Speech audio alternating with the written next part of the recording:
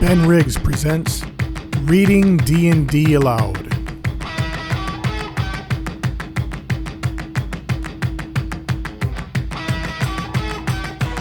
Episode 37, The Adversary, with Erin Evans. Ladies and gentlemen, welcome once again to Reading Dungeons and Dragons Aloud. I am apparently controversial historian Ben Riggs, and you Sorry. know, it's I like it. You should get it on business cards. I don't know if I could get the tone right. You know, I just didn't think this is where things were Italics. going. You need Italics, italics on the apparently. maybe, That'll put the emphasis, maybe right? quotation marks. Apparently. Anyway, Apparently controversial. yeah. And with me is D&D author Erin Evans. Hello, Erin. Hello. Thanks for having me. So let me ask you about your CV. So what D&D novels did you write?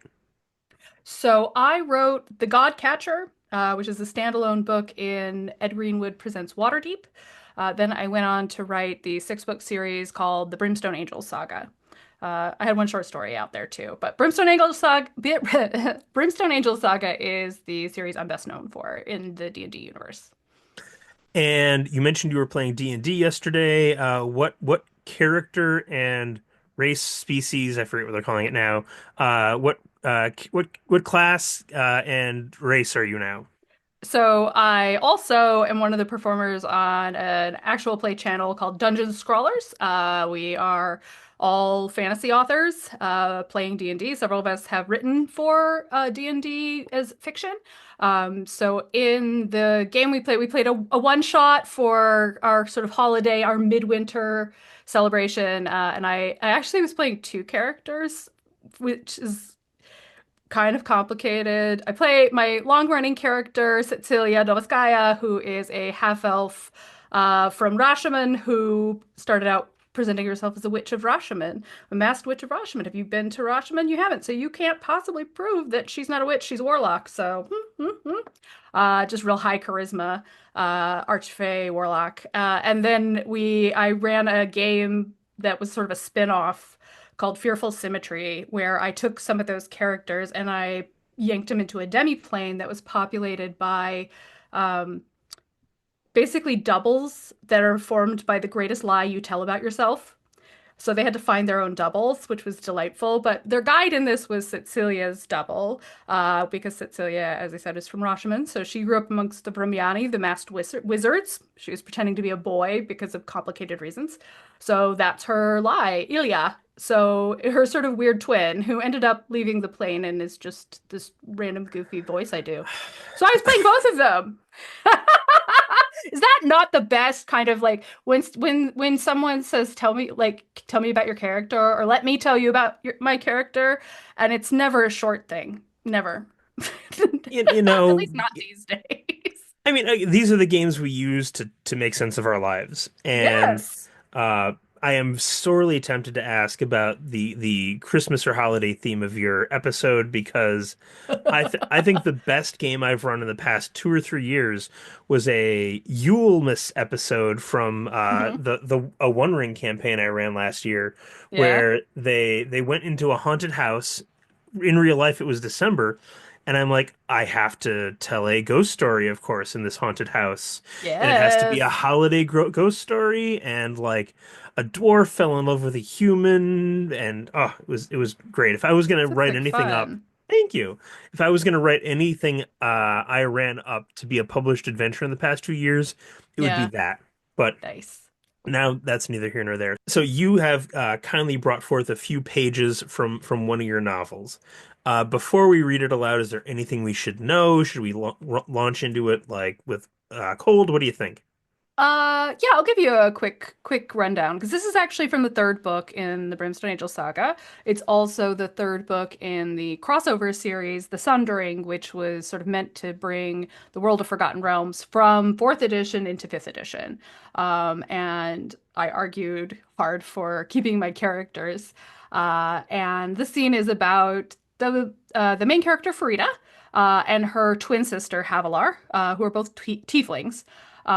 Their story kind of starts when Havilar manages to capture a Cambion, um, and Farida and leaves Farida with him, and Farida gets talked into making a pact, uh, largely so she can protect her very impulsive sister, who does things like, you know, uh, steal a scroll of summoning to see if she can catch a Cambion in a magic circle.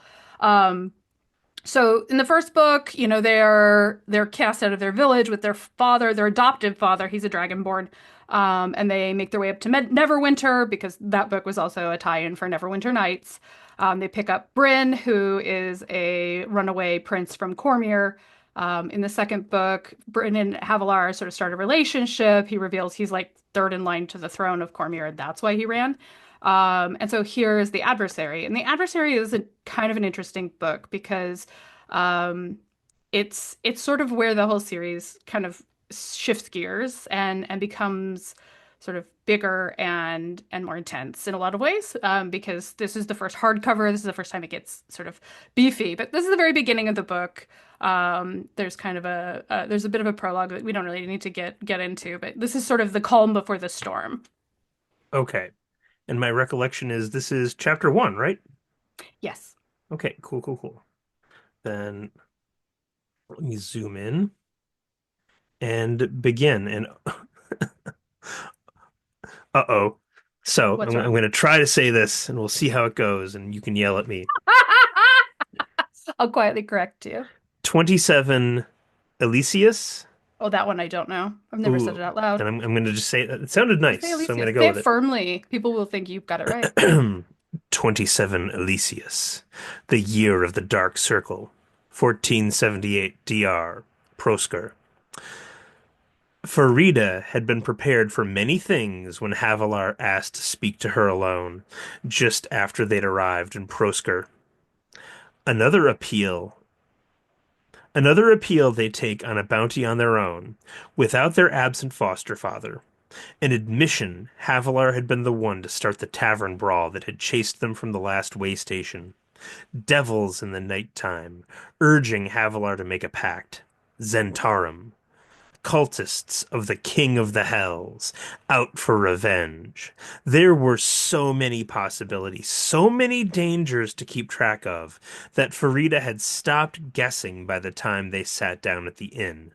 She was ready for Havilar to say almost anything, but not for Havilar to ask to switch bedrooms.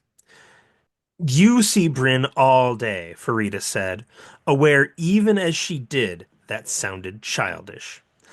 Havilar pursed her lips a moment, her golden eyes locked on the heavily waxed surface of the table between them. There's things, she said delicately, you can't do walking in the market or at a campsite with your sister. Farida drew a breath, trying to slow the flush of blood creeping up her neck. Right. I mean, I understand how why you're asking. I just is it the best idea? Havilar wrinkled her nose. Well, I think so. Obviously. She scratched at the wax. You're making this sound like I'm asking if I can fight a pile of owlbears with my bare hands. It's not a big deal. I'm not asking your permission anyway. She looked up at Farida. I don't need permission. Right, Farida replied, because she had no idea what to say. For the last 2 months, Havilar had been encouraging Bryn, a young man they'd crossed paths with, while they pursued a bounty to the city of Neverwinter. A young man, as it turned out, with a lot more to him than first appearances suggested. You know this isn't gonna last, Farida blurted. Of course I do, Havilar said huffily.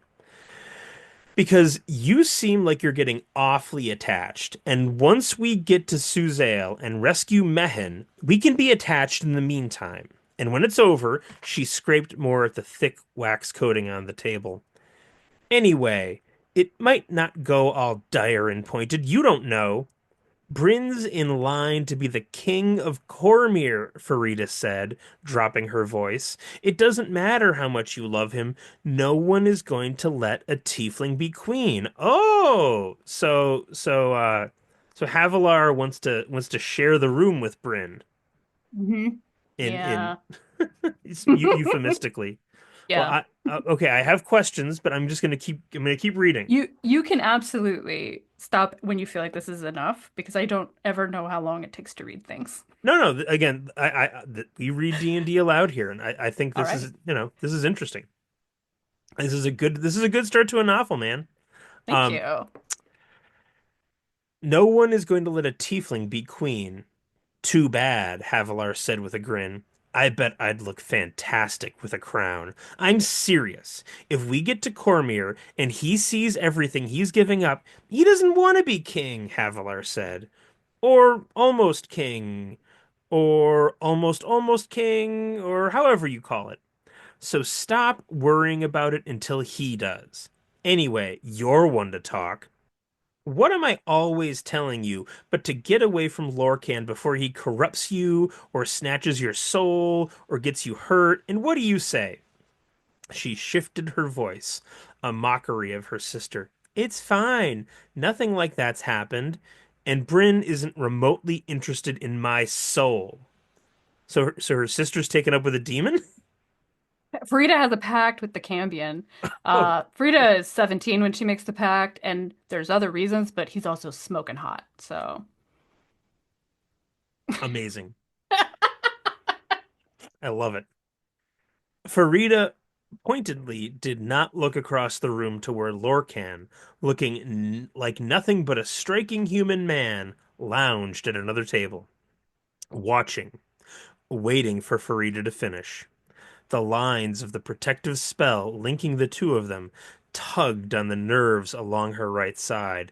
The half-devil had made a point of sitting at the very edge of its range, the point where she couldn't quite ignore him.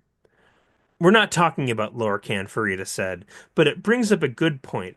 Where's he supposed to sleep? You can take him. A blush forced itself up Farida's neck, into her cheeks. No. Fine, Havilar said. Tell him to come down and sit in the tap room. You've made the spell stretch far enough, right? It's not important where Lorcan stays. She bit her lip. It is important that you... Look, I don't care what you think about me and Bryn. She focused on the table again. It's just... She bit her lip and added a little softer. We've never slept apart, you and I don't want you to be angry about it. Farida tried to imagine falling asleep, alone, without the sound of Havilar's soft wheezing, without the weight of her sister beside her. One way or another, that night would come. Better than having it happen because she tried to fight a pile of owlbears, Farida thought, or because some devil snatched her.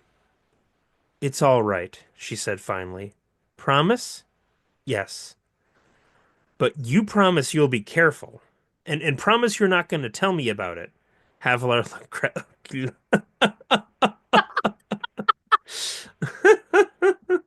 I mean, I can understand one sister not wanting not to hear the details of another sister's yes. sexual encounter. It's like I Yeah. can get it. All right. And promise you're not going to tell me about it. Havilar looked crestfallen. Not even a little? I want to be able to look Bryn in the face. So a very little. All right, Havilar sighed. You have to promise not to tell Mahan, though. Am I saying that one right? Mehen is how I say Mahan. it. Mahan. You have to promise not to tell Mahan, tell Mahan, though. He'd probably get his lightning breath going for this. Farida doubted she'd have to tell their adoptive father a thing. Javi and Bryn were so obvious, it was hard to be in the same space as them. And then Mahen would blame Farida for not stopping Havilar from being infatuated with Bryn in the first place. As far as I'm concerned, you and I were never once apart. Havilar grinned. Perfect. Lorcan tipped his chair back, and the spell's lines yanked again. Hard enough, Farida drew a sharp breath. She glanced across the room at him, and he scowled back. Stop it, she mouthed. Lorcan stood and started toward them. Havilar was looking past her, up at the stairs, the way Bryn had gone when they'd returned from their errands. Is it harder to be good at, do you think, than, say, killing orcs and things? I think I should say that a different way now that I've finished the sentence. Let me try that one more time. Okay. And Chris, I think you keep this. I think you keep the two readings of this sentence.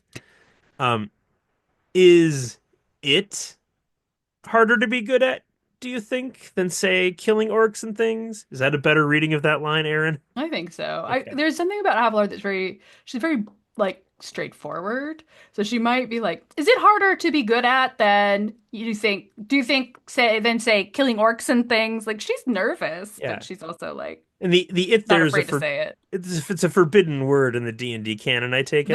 That's the kind of thing. We're trying to be a little coy for that PG-13 stuff, which Well, we're almost done here. Let me finish this and then I want to hear yes. all about it. Farida's blood rose in her cheeks. I suspect it's different. The first time I killed someone, I threw up, Havilar admitted. She looked back at her sister. 4 times. I don't think you'll throw up. If I do, I'm going to tell you whether you want to hear it or not, Havilar cautioned as she stood. You deserve the warning. So that's a great place to end that there. Yay! That's amazing. Well done. So I want to say, first of all, I want to say that again, I always feel like D&D fiction should be an extension of the fun of the game when you don't have other players to play with, and that really Mhm. felt like an extension of the fun of the game. Thank you. Especially the game as it's been the past 10 years or so. Yes. This came out in what, 2014? 20. Okay, hang on, I have a copy. Okay. I think 2014 is right, but I'm suddenly like, what is time? 2013. Hmm. The paperback came out in 2014. Okay, cool.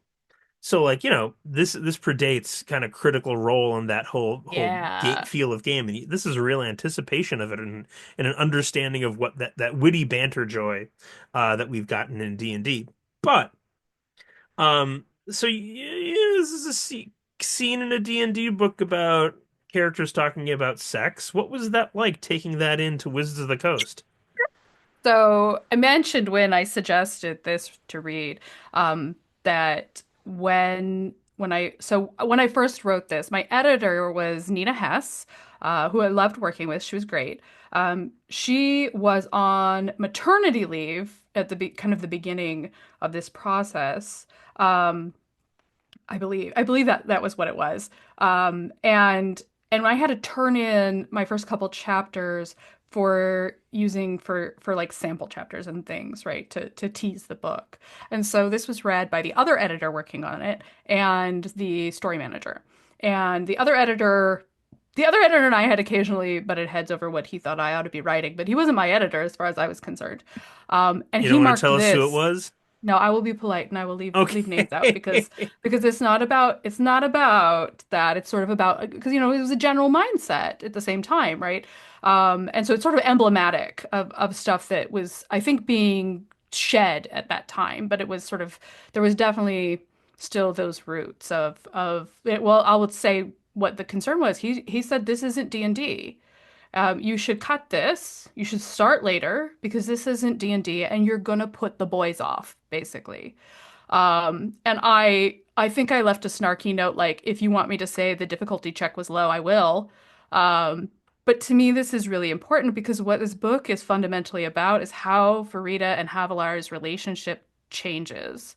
Um, the on a like a world level and the most D&D part, Frida and Havilar are kind of yanked into the sundering because Frida makes a really hasty deal to protect Havilar and Lorcan, who's the Cambion she has a pact with, who is not welcome in the Nine Hells currently because his sister has sort of taken over their mother's army of Pyrenees and has blamed all things on him, and he's just trying to survive. And obviously, Farida has feelings for Lorcan in a way that's more complicated, and this is a lot of the arc of the series is her kind of figuring out how how to have this pact or not, and how to sort of become a grown up in a lot of ways. So, part of their, like I've said before, what this series is about how your family becomes your family of origin. It's that point in your life where you go from being, someone's kid, someone's sibling, to being your own person, and your relationships change, and it's sometimes really fraught. Here you have a sister who's angry you're stepping out of your role. When Havilar starts, having this boyfriend, Farida's like, I don't understand what's happening. And before that, when Farida is going and like becoming a warlock, Havilar's like, no, you were supposed to be, I was the amazing fighter and you were the not amazing fighter, and those were our roles. Um, there's this is what the books are fundamentally about. They're also about fighting devils, and and it's both things, right? And it needs to be both things. So to me, this conversation, yeah, it's kind of silly, right? And it's not about, we don't launch with fighting monsters, but it tells you who these people are, and it sort of shows the way they care about each other, but also they drive each other nuts. It sets up this like kind of like this dynamic that's going to pull on all of them as stuff starts getting really messy really fast. And to me, like that's also D&D, right? It's you make these decisions and they have ramifications. And I have always like wanted to play where I'm telling a story about a person. I'm helping other people tell stories about people. And the mechanical part is sort of there to be the glue. So there's plenty of like fighting shades and evil wizards and uh lots of messy stuff with gods in this book. But yeah, there's also teenagers having nervous conversations about losing their virginity. Well, just the idea that listening to two women talk about sex is going to put teenage boys off their lunch to me is Right. like, what? Like, no, like, you know, I mean, you know, it, again, I teach seventh and eighth grade, and um, at the end of eighth grade year, I teach The Great Gatsby, and I Hmm. sit the kids down and I'm like, this is about toxic romantic relationships. If you ever have a relationship that is similar to one in this book, you should just leave it immediately. Um, This is wise.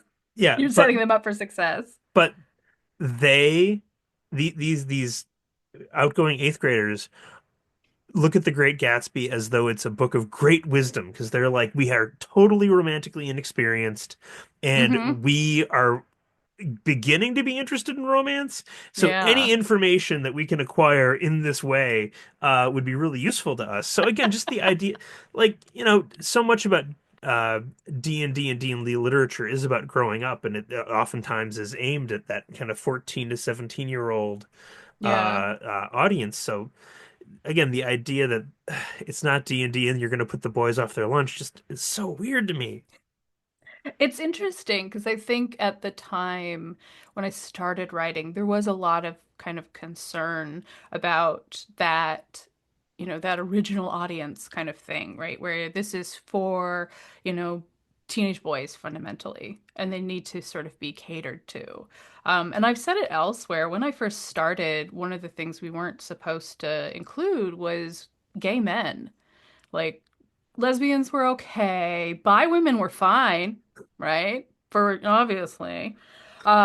And truly, I think the only times anybody was writing about lesbians or bi women, it was male authors who weren't always necessarily like, thinking about the lived experience of a woman who What? loved women. Shocker.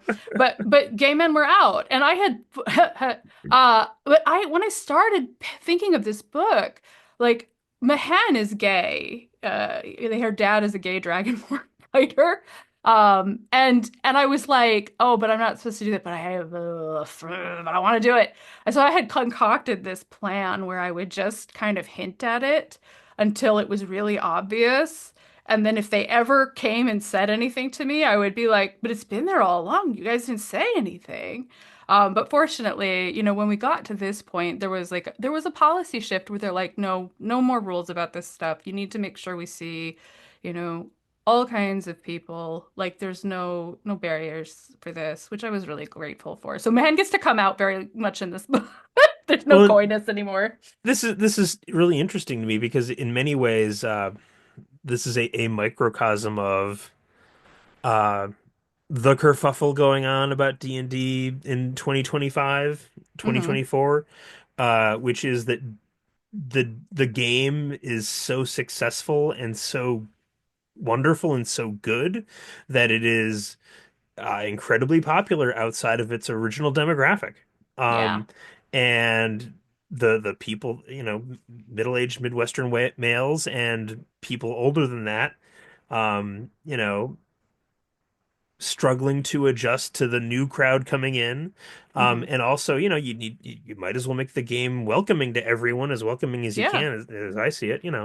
Um, and again, the amazing thing is the fact that all these people are coming in is proof of the genius of the original Right? creators. And yet, here we get dinged for like I get dinged for, oh, you thought such terrible things about Gygax, you say such terrible things about the original creators, and it's like, I You know mean, I what? just I just say that what I think is the truth. And again, the fact that uh D&D has such a diverse community now is proof of the original greatness of the game. So sorry, I interrupted you. Absolutely. Oh no, no. I was just saying I fully agree with you.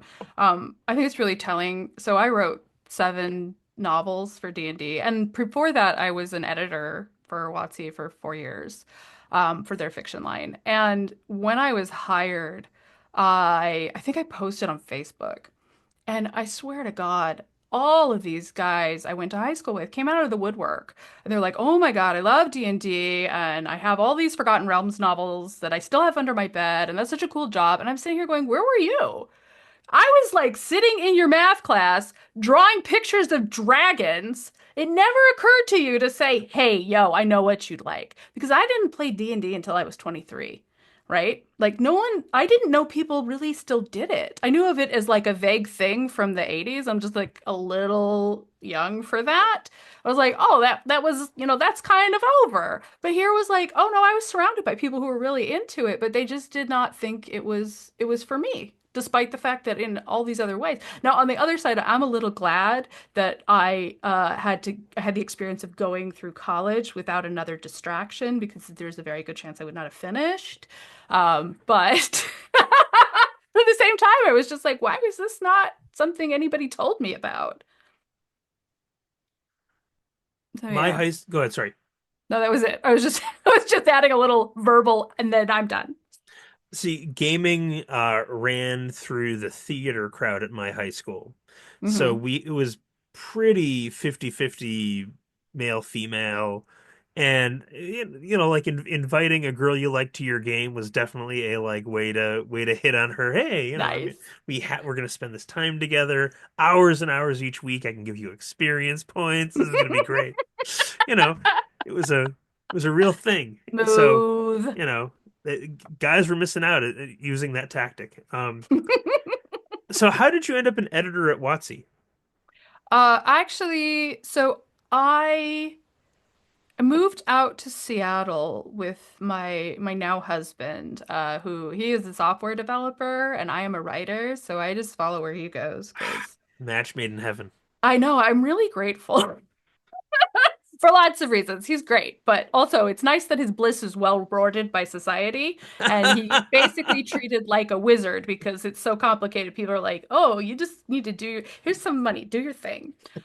He's But treated like a so wizard. I'm fully just I'm sure everybody who works in tech has the experience of if you do this, people in your life who don't understand it will just assume that therefore you understand all stuff. And I've heard him explaining to like my grandmother that he can't like fix her hardware problem. That's not what he does. And it is so reminds me of like I didn't take any necromancy spells. I can't do anything about that. It's like you call me when you have um a Vim problem or something. But anyway, so we moved out to Seattle and I was working at a like a kids after school science place, like doing science presentations, and it was driving me crazy. I was losing my will. But I found an ad, actually first found an ad for a small press was looking for interns. And this is the thing is that I just loved books. I just love books. And so I was like, this sounds amazing. I have already graduated, so I don't know how well this is going to go, but I am willing and I'm able at this point in my life to sort of keep my other job, which is still part-time, and do this. And so I worked for them. They were called Paraspora Press, and I learned a lot about publishing through them. And but the only thing was that they really couldn't pay me. So day jobs getting me worn down more and more, and I keep looking for new things, and I find an ad for an assistant editor at Wizards of the Coast, and I'm like, all right, that sounds great. They're not far away. They do fantasy stuff. Sure, why not? And the combination of I had worked for a publisher and I interview pretty good because I can I can have a good conversation. So I think the enthusiasm combined with having work experience doing this is really where I got hired because like I said, I'm very passionate about books. I can Can talk I about ask you that who forever. hired you? Phil Athens was Oh, okay, actually my cool. boss there, yeah. And I really like working with Phil. So I got the job, which was I found out I got the job. It was really surreal because there's this I didn't realize at the time, but it seems like in Seattle everybody takes so long to decide on this sort of thing, so you just wait forever to find out if you got a job or not. So it was like a month later, and I'd given up, and I was in the grocery store, and I was like, "Oh my God, I'm an editor!" So because I had experience, I actually started as an associate editor, and to start with, I handled a lot of things like if we did an omnibus edition of a trilogy, like I would do all the proofreading and make sure, like I'd organize all of that and get that out the door. And then I became the Eberron line editor, and the sort of backup Forgotten Realms editor, because Susan Morris was the main editor and Phil was like Bob's editor. And then I handled sort of the standalones for a little bit, at least some of them. Um, yeah. And it was a really great experience. Like I learned a lot about publishing, and a lot about sort of editing and helping writers do the thing they want to do. And yeah, but like most WotC employees, eventually the layoffs came for me. And what but you were still writing you were writing books as a full-time employee for WotC, right? One book. One So book. essentially, I got hired. So I I got hired to write the Godcatcher. This is kind of I think this is a funny story.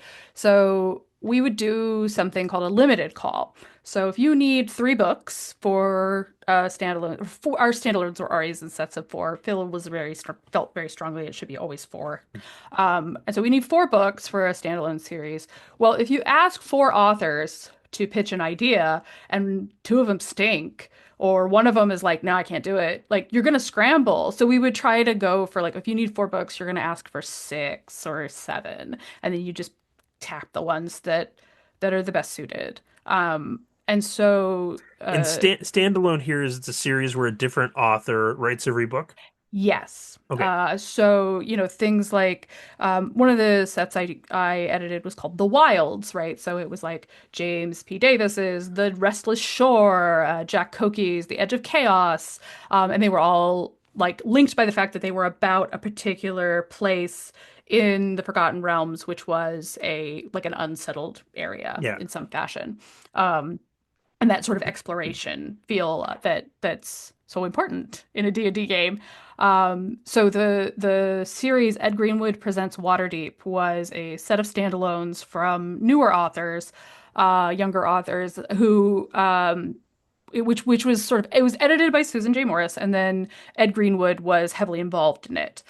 So she needed to do a limited call, and she was just short of people. And she'd read some of my fiction, and she said, "Do you want to pitch a story for this so that I have enough? Because maybe you want to do it, but also I need another person." So I pitched The Godcatcher, which is a story about a girl who's basically been kicked out of wizard school. She rolled up a rogue and then enrolled in wizard school, and eventually they're like, "You're bad at this. You should go." Um, and she finds out, secrets about her mother and stuff like that. And then she meets this other woman, this crazy lady, who says that she's not a person, she's a blue dragon who has been affected by the spell plague and is trapped in this form. And she wants help trying to solve this problem. And it was a lot of fun. It was a lot of fun. I got to pull on a lot of really like random lore bits and make them sort of fleshed out and important. But essentially, like I pitched this book, and then Ed was like, "I want that one." And the unfortunate thing was that because I worked there and we were friends at the time, that the higher ups were like, "Okay, but you have to make sure that's the best one. You need to pull in some more options." So she ended up having to do more work, which I feel very bad about. But so, so that was my first one, and I did work there at the time. And I think I was contracted for Brimstone Angels while I worked. I was because I remember I was Phil and I were kind of fighting about the title while I was there. Because I wanted to, my pitch was to call it Hell for Loveless Hearts. And Phil hated it. I'm like, it's a Voltaire quote. And he's like, no. And the art director, Matt Adelsberger, was like, that won't fit on the cover even with the way we're doing this. Because originally it was going to be part of another standalone series. Um, but eventually we got to Brimstone Angels for the first book. But then I was laid off right when I was supposed to really start writing Brimstone Angels. I think it was like right after the Godcatcher came out. Because that was what I did with my first week laid off. I watched a lot of Avatar. I think I binge watched Avatar, and I made myself write Brimstone Angels. So work on Brimstone Angels. So you kept doing so after you got fired, you kept doing contract work for them. Yes. Yeah. So you got this is as a uh I would say it was a 17-year journey for me to get published. Yeah. So to hear like, oh yeah, we had these books that we needed people to write, but we couldn't find anybody to write them. It There's a just little bit of sounds. like, right? Now It's I realize that the trick is finding good ones, yeah.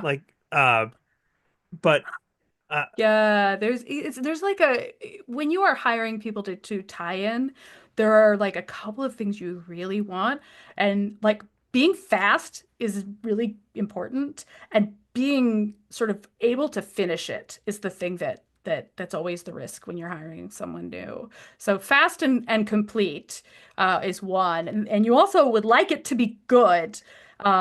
Ideally. And you would like that author to be really easy to work with because the deadlines can be really tight. You can find out like, hey, they've changed the rule for this. You need to completely rewrite this scene. Or, hey, the marketing beat is going to be about giants. Make giants be a part of this. And you need someone who can be flexible.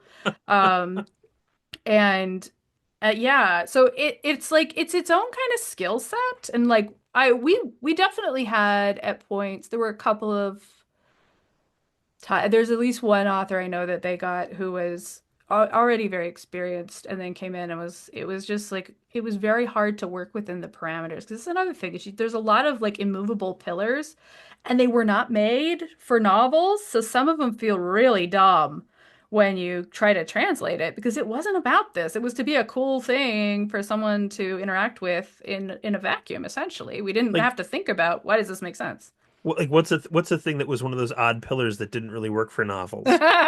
Okay, this is when I was like, at this point I have to admit I kind of worked it over enough that I'm like I don't know if this is as bonkers as it is. So the Dragonborn in Forgotten Realms have a city called Jared Thymar. It is a giant pyramid. It holds like I don't remember. I want to say 50,000 or 70,000 people.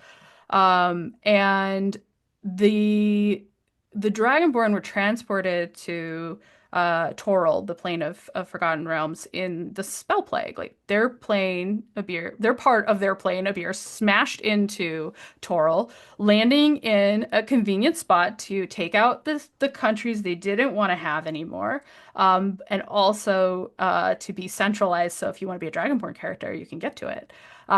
So that's all. What Like, what so what there's countries there's did they get rid of? tidbits. I don't even know. Unther was displaced and Mulhorand was displaced. So Okay. magical Sumeria and magical Egypt.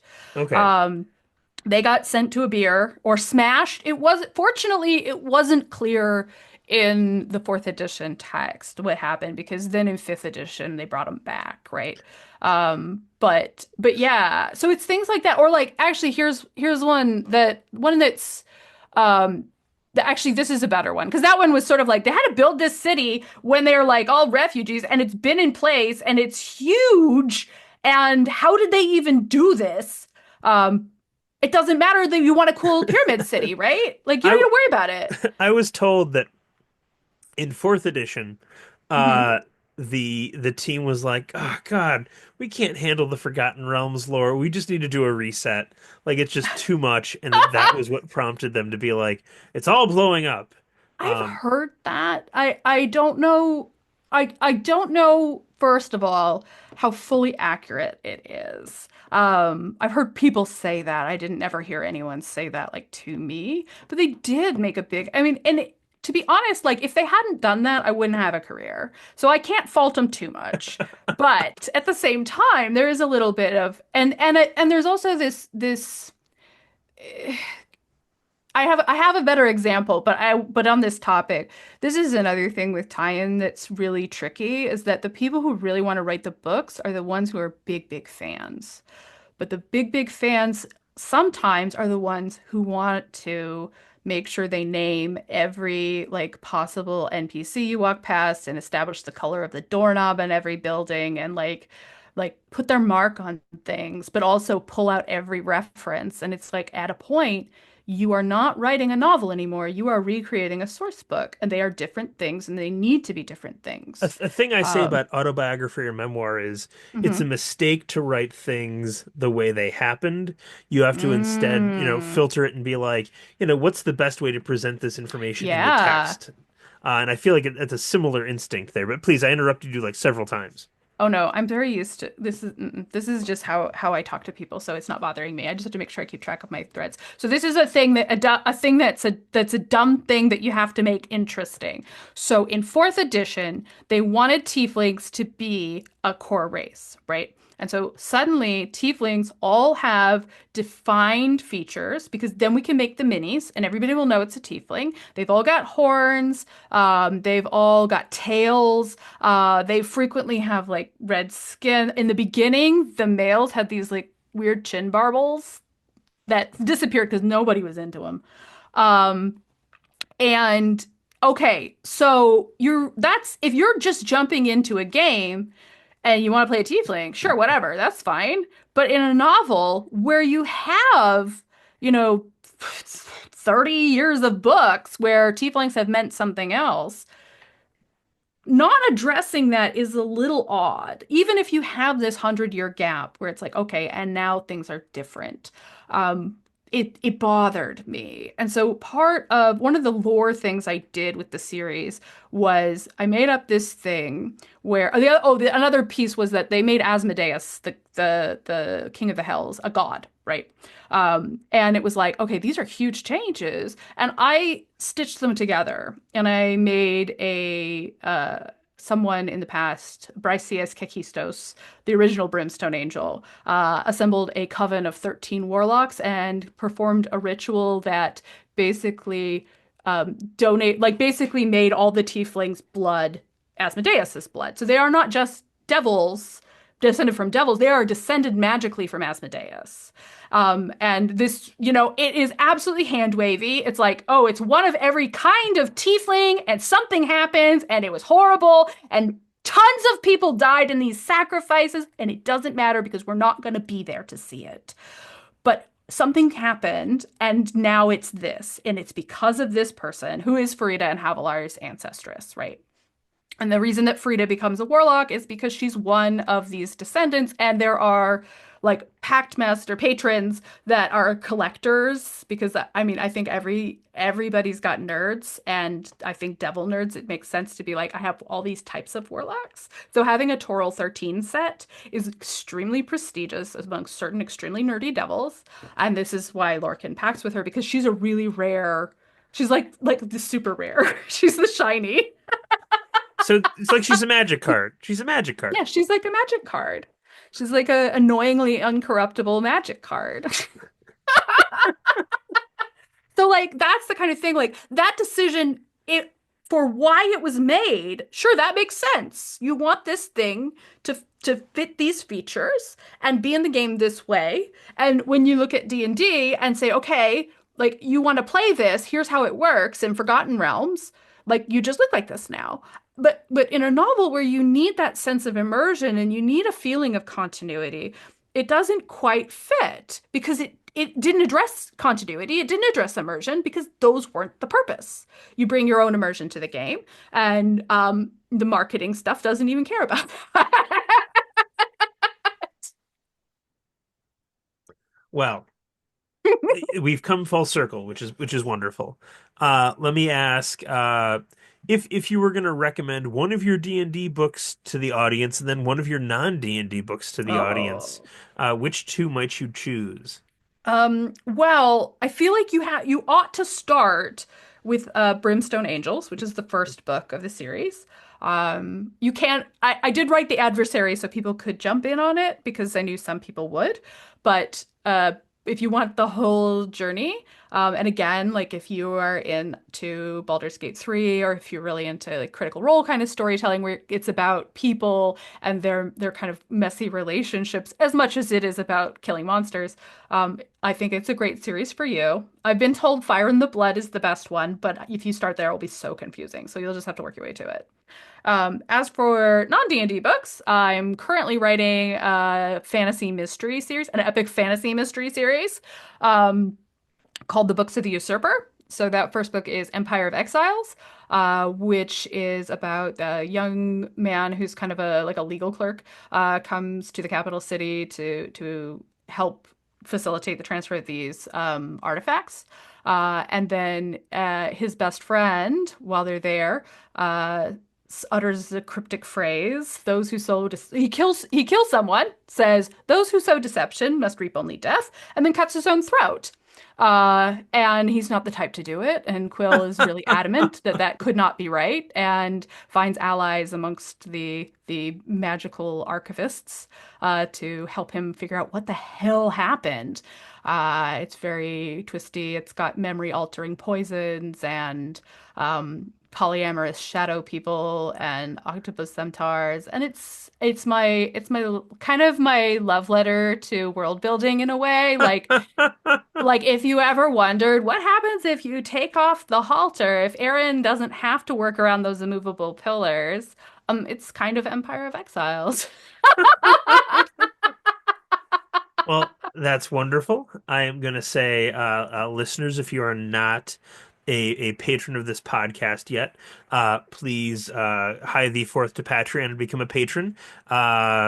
We only have one tier and it's $3 a month, and we try and make that one tier so good that you just come and throw your money at us.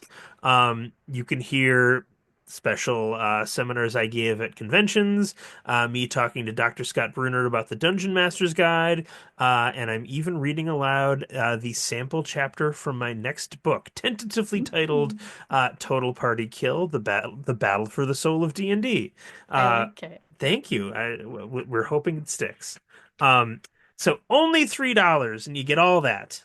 So please give us $3. We'd really appreciate it. Erin, is there anything else you would like to shout out? Yeah.